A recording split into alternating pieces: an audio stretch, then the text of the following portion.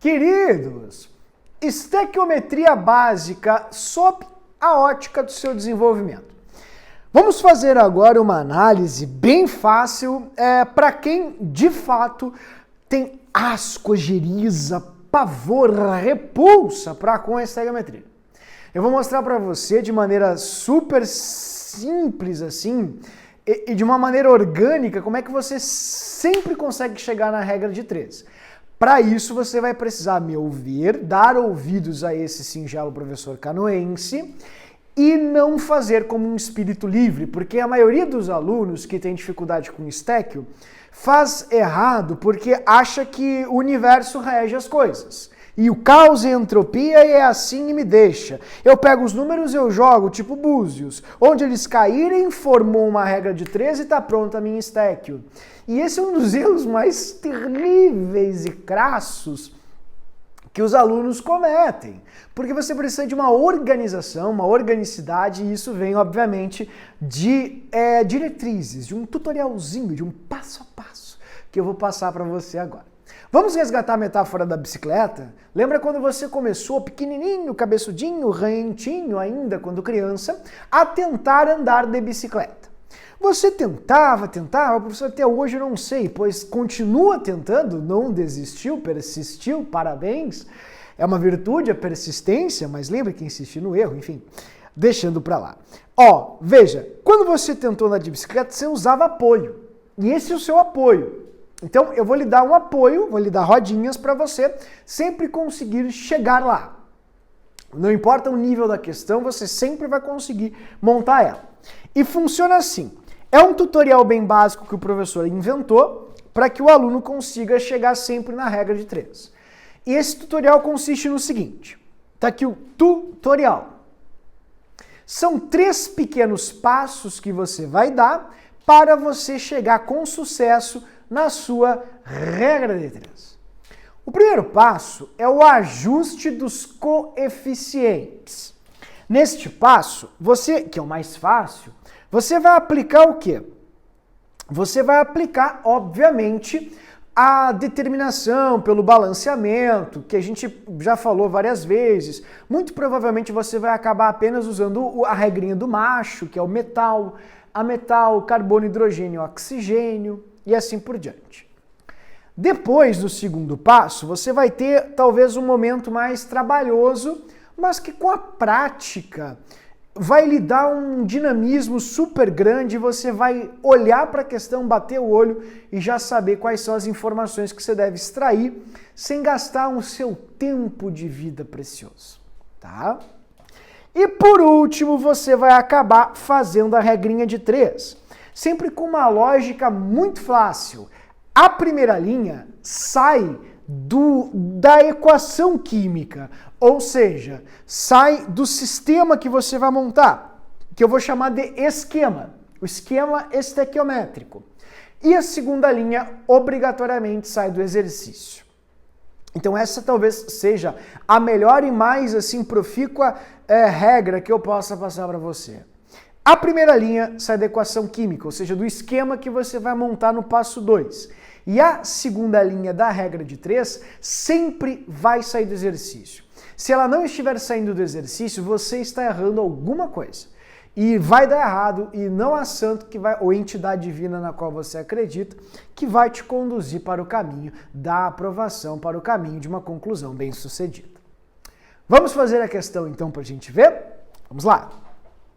Trouxe para você, então, tudo que você precisa para fazer sua primeira regra de 3 com sucesso. E começa assim. Na reação de formação do metano, já não entendi. Tá ali abaixo a reação de formação do metano. Normalmente as provas dão a reação, que é uma coisa maravilhosa, super bom e facilita muito a nossa vida. Então, nessas questões, eu só peço que você cuide bastante de palavras-chave como formação, consumo, produção, reação, reagente. Quando usarem palavras que são oriundas ou associadas aos reagentes, eles somem. Lembra que uma reação química é um processo no qual o reagente vai desaparecendo e o produto vai aparecendo. Então, para que um ocorra, o outro tem que sumir. Porque química é a ciência da transformação. Então, isso ajuda muito a dar atalhos para o seu cérebro pensar melhor a lógica da estequiometria. Fechou? Então, formação de metano. Por exemplo, vou botar em prática a minha dica. Se você está formando metano, o metano só pode ser produto, porque a única coisa que é formada numa reação química é o produto. Então você está formando o produto, metano tem que ser o produto. Lembrem sempre que o produto fica depois da flechinha, ok? Continuando. Qual será o volume do gás obtido? Veja que a palavra obtido diz respeito também à obtenção. Obtenção, obviamente, tem que ser referente ao produto, porque somente os produtos são obtidos, reagentes não são obtidos. Reagentes são consumidos, produtos é que são obtidos. Ok? Então ele quer saber, qual será o volume? Isso é muito importante. Toda questão que você de estéquio que você venha fazer, você tem que marcar a pergunta. Se você não marcou a pergunta, provavelmente este seja o seu erro. Ok? A partir de... E aí é uma coisa interessante na lógica da estéquio. Olha só que engraçado. Eles sempre vão te dar uma pergunta, que é o X da sua questão. E você já até sabe onde tem que colocar esse X, na segunda linha da regra de 3. Para você saber ou descobrir esse X, você vai ter um número.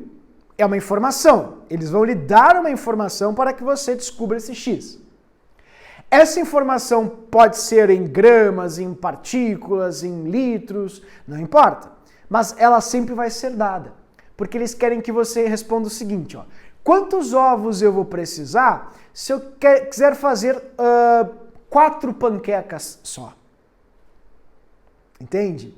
Quantos ovos eu vou precisar se eu quiser fazer 16 panquecas ao invés de 8? Entende?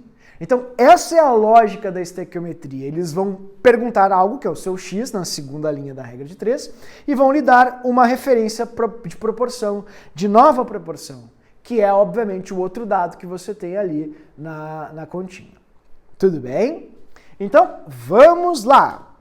Esse dado que eles forneceram foi o número 240, aqui, gramas de carbono, dessa forma, certo?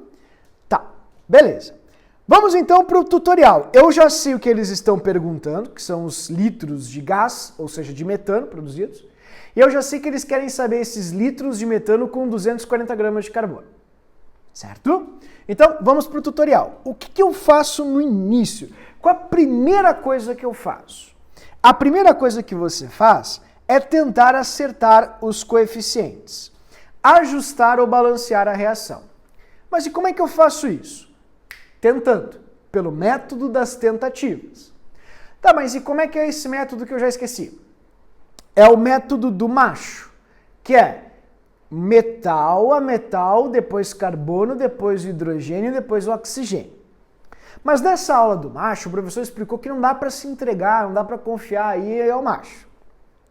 O macho falha quando a gente mais precisa dele muitas vezes.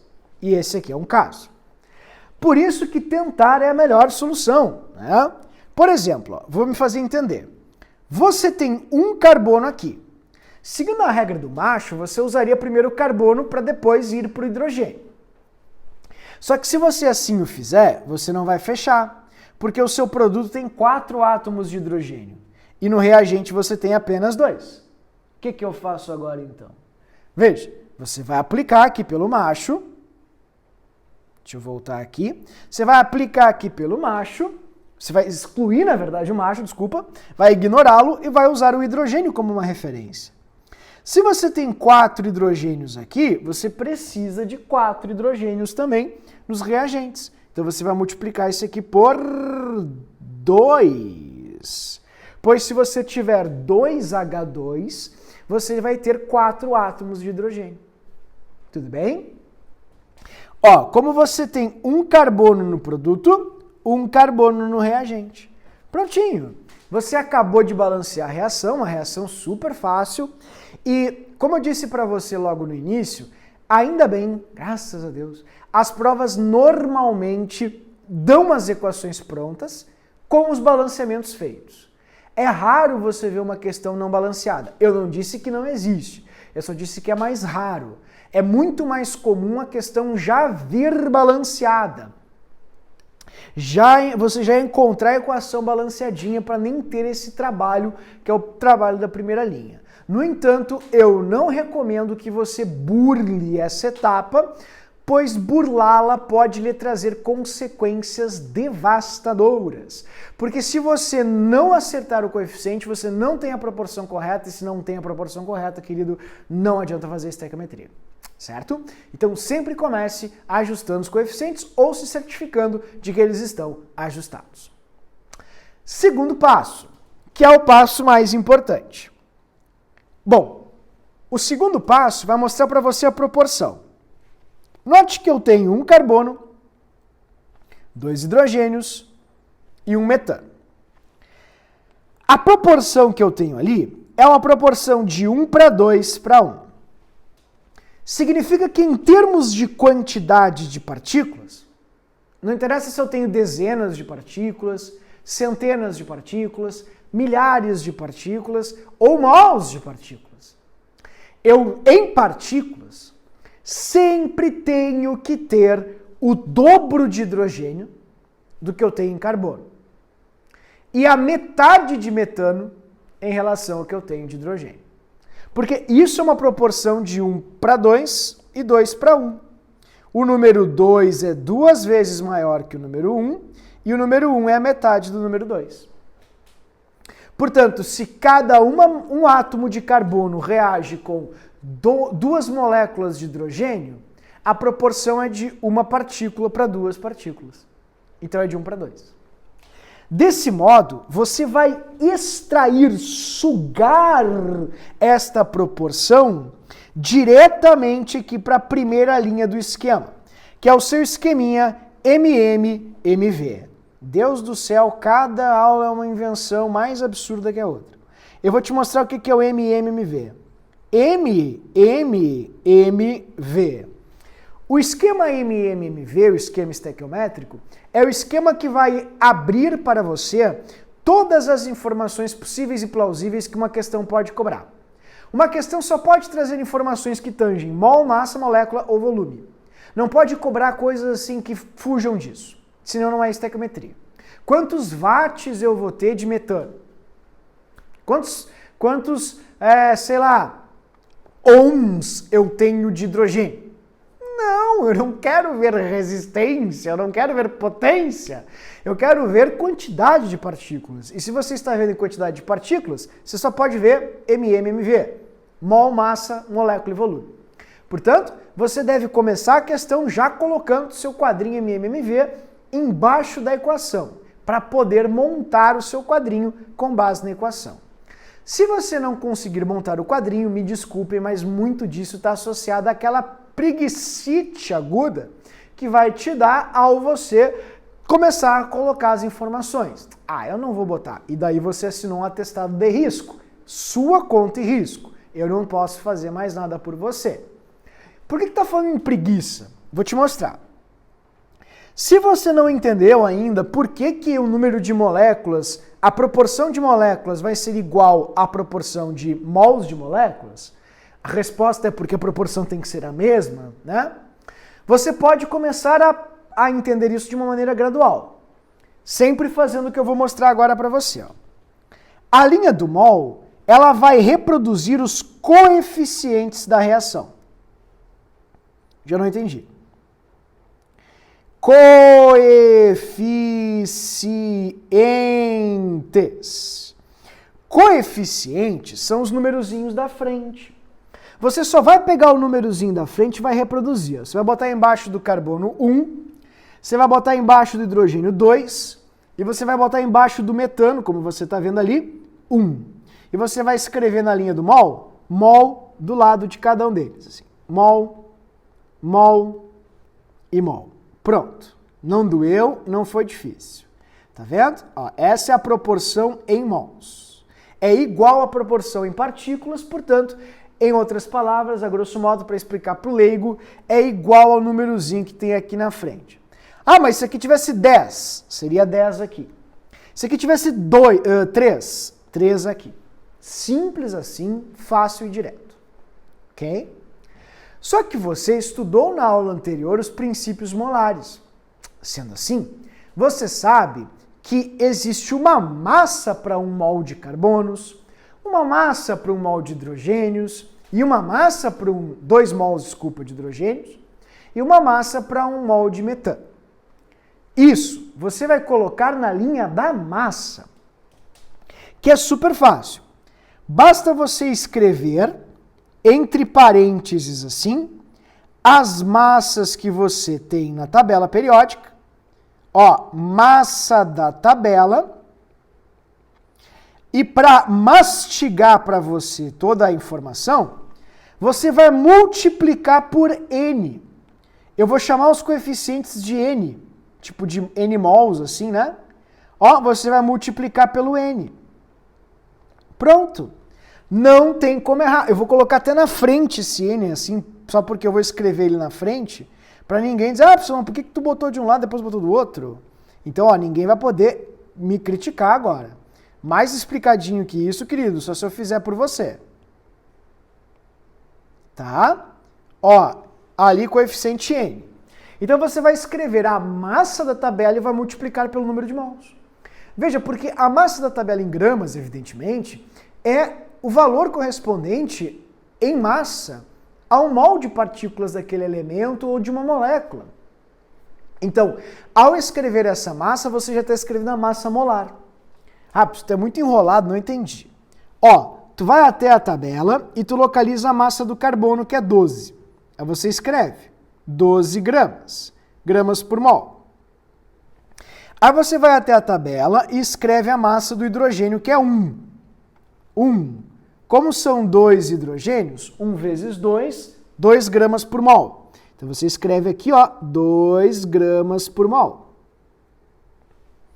Você vai até a tabela e localiza carbono, 12, hidrogênio, 1, vezes 4 carbonos.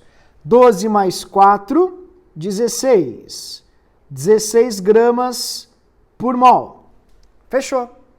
Então, eu coloquei a massa de todos os componentes agora embaixo de cada um deles e vamos agora ajustar em relação ao número de mols.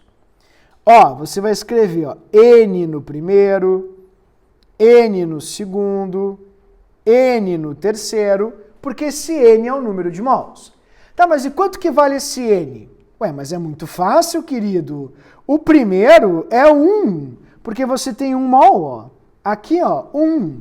O segundo, 2, porque se essa massa é uma massa molar, você tem que corrigi-la de acordo com o número de mols que você tem na substância.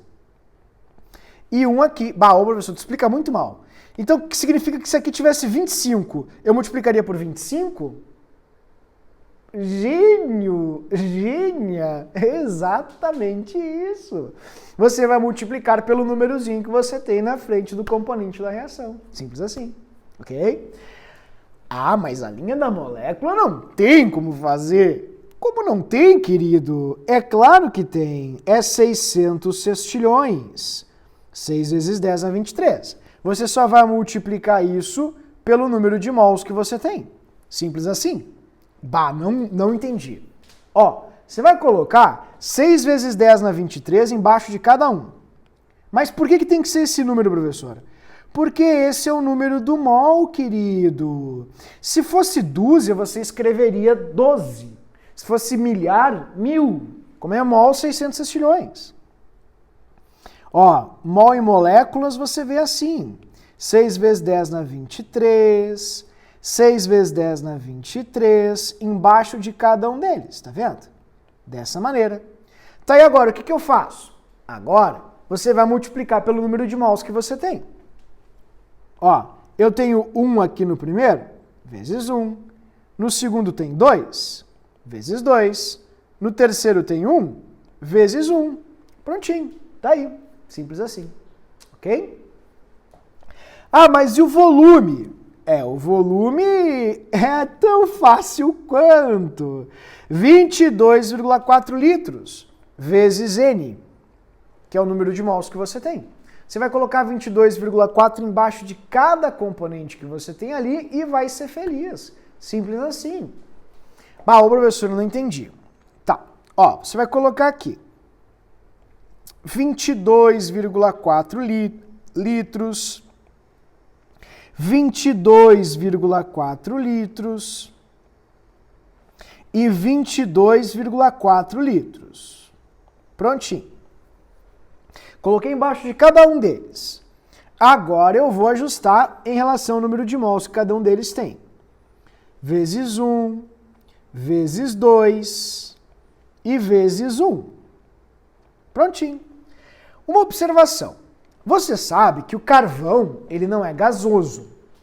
E é claro que as provas vão dar para você a condição nas quais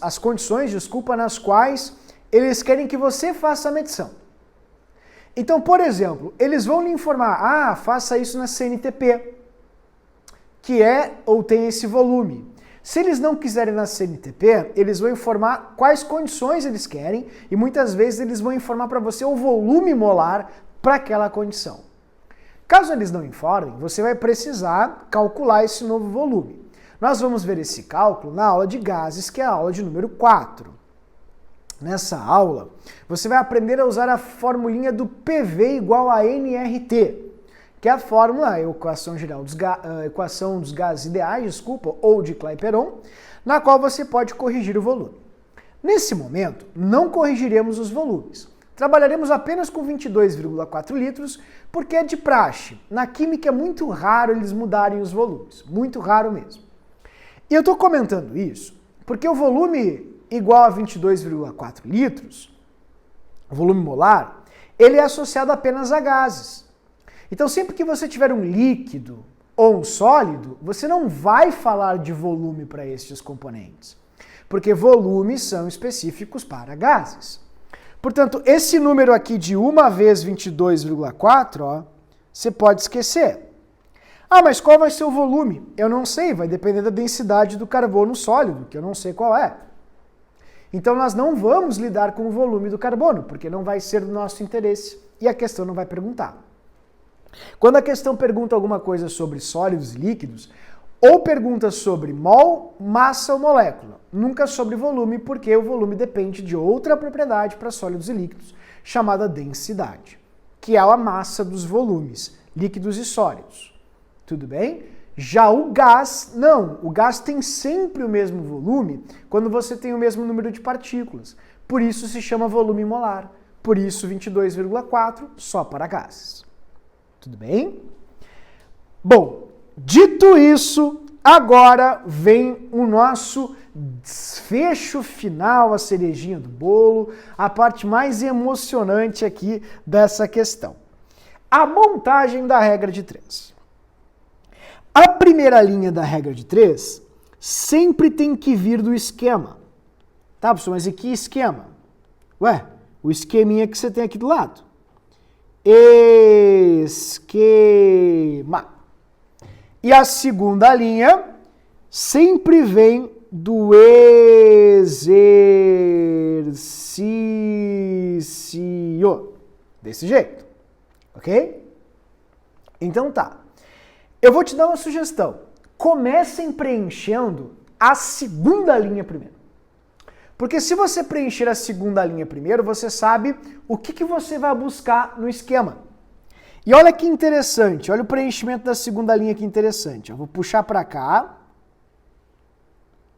Prontinho, assim. E eu vou puxar as flechinhas para você ver.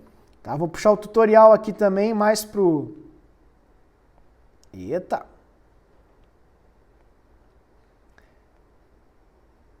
Vou pegar o nosso tutorial aqui. Ó, pronto, tá aí o tutorial, pequenininho. Tá ali, ó. Beleza? Vamos lá então? Tá preparado? Olha só. Perceba.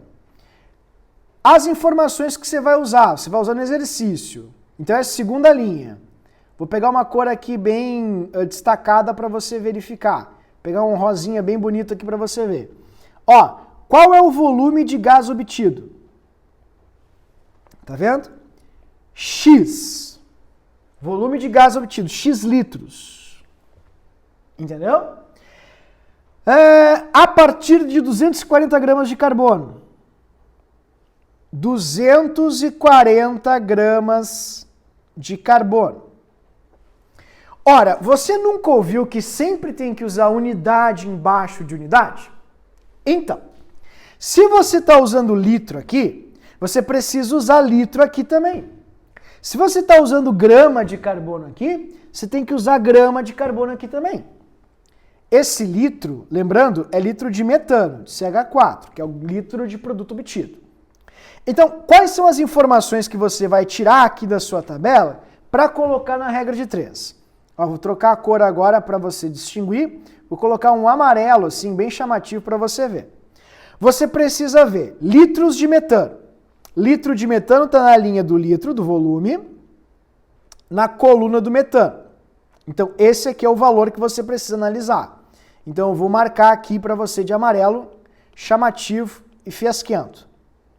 Ali. Esse é o primeiro número que você vai usar. E ele quer também uma informação para eu poder comparar com grama de carbono. Grama é massa, carbono é carbono. Esse é o valor que você vai usar. Tá aí o amarelo fiasqueira, prontinho. Essa tem que ser a primeira linha da sua regra de 3. Você vai usar o litro aqui. Ah, por que eu uso o litro ali? Porque tem que ser unidade embaixo de unidade.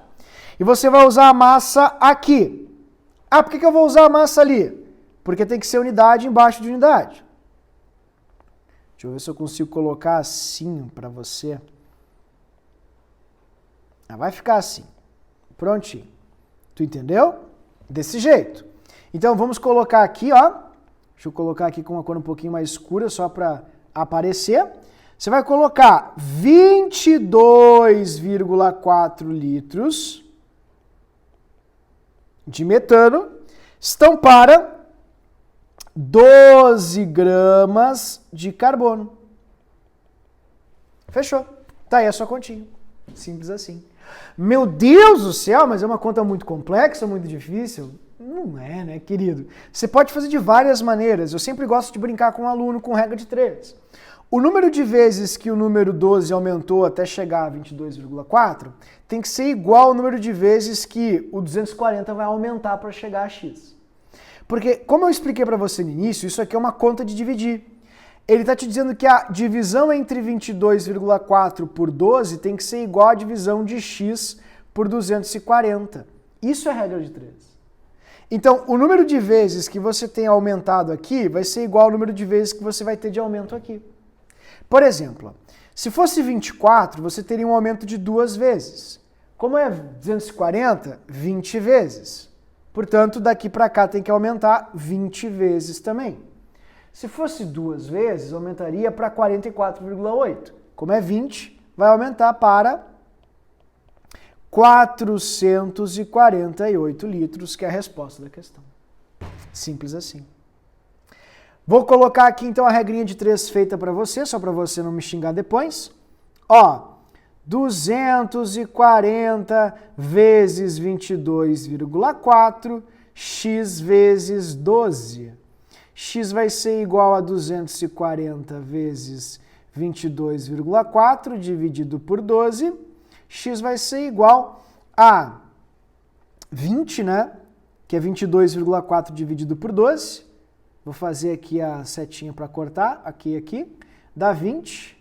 E aí você vai ter 20 vezes 22,4, que é igual a 448 litros. Certo? Então, esse é o cartão da Stekio para você brincar, se entreter, entender como a gente usa a mecânica, e todas as questões são iguais. Você vai ver agora nos exercícios que o professor vai fazer para aquecer aí a sua estequiometria. Entendeu?